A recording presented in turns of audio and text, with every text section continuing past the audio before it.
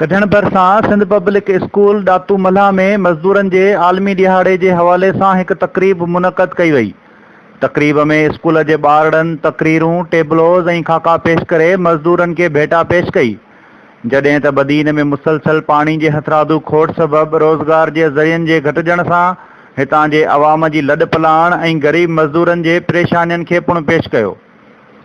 अॼु को ॾींहुं ते आउं पंहिंजे मज़दूर पीउ समेत सॼी दुनिया में हिकु लाल जो पोरियो कंदड़ मज़दूर खे सलाम पेश करे ॾिना केॾा पिया वञो अगरि कोट आहे इहो त ॿिनि सभु बराबरि थी वियूं आहिनि। असां ग़रीब माण्हू छा था करे सघूं। स्कूल के प्रिंसिपाल मोहम्मद सलीम कुंभार ऐं उस्तादनि रहीम बख्श मेहरान पोटो, मीर मोहम्मद बिरोही, कुदरतुल्ला मेमण, थांवरदास कोहली, मीर मोहम्मद शोरो ॻाल्हाईंदे चयो त मज़दूरनि जो आलमी ॾियाड़ो आहे ऐं अॼु अफ़सोस जी ॻाल्हि आहे त मज़दूर माण्हू जेके आहिनि अॼु बि पंहिंजी मज़दूरी सां लॻल आहिनि। जे हू फारिग वियनि था त उन्हनि जी चुल्ह विसामी थी वञे। ॾींहों ॾींहुं अमीर अमीर थींदो वञे ऐं गरीब गरीब थींदो वञे। वो जरा मेहनत करे पंहिंजे पघर जो पूरो करे पंहिंजे बच्चन के कमाए खाराइनि था।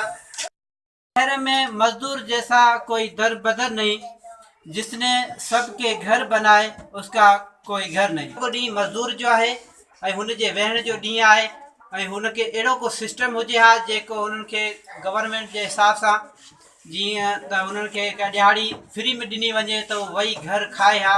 उन्हनि जे ॾियाड़े ते अॼु आम मोकल आहे, पर अफ़सोस जहिड़ी ॻाल्हि आहे त उहे मज़दूर अॼु बि पंहिंजे कम में हूंदा, उहे मज़दूर अॼु बि पंहिंजी मज़दूरी ते हूंदा, उहे मज़दूर अॼु बि पंहिंजे कम सां लॻल हूंदा। ते उन्हनि जे नाले ते अॼु वॾनि वॾनि होटलनि में वॾनि वॾनि शहरनि में वॾा वॾा प्रोग्राम रखियल हूंदा, मज़दूरनि जे हक़नि जूं ॻाल्हियूं थींदियूं हूंदियूं।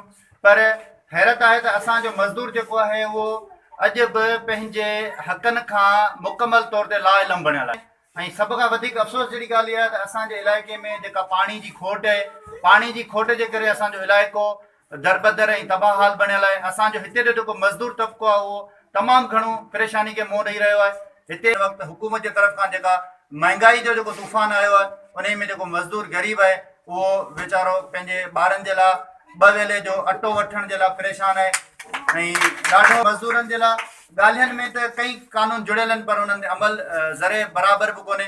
असां अॼोके ॾींहं जे हवाले सां असां पंहिंजी वफ़ाक़ी हुकूमत खां ऐं सिंध हुकूमत खां असां मुतालबो था करियूं त असांजा जेके मज़दूर आहिनि उन्हनि जे लाइ जेके कानून जुड़ियल आहिनि उन्हनि ते अमल कयो वञे ऐं पंहिंजे मज़दूरनि खे जेके उन्हनि जा हक़ आहिनि उहे ॾिना वञनि। जॾहिं त तक़रीब में स्कूल जे ॿारनि दिलड़ी थी चवे स्कूल वञा ते ज़बरदस्त टेबलो पिणु पेश कयो। हल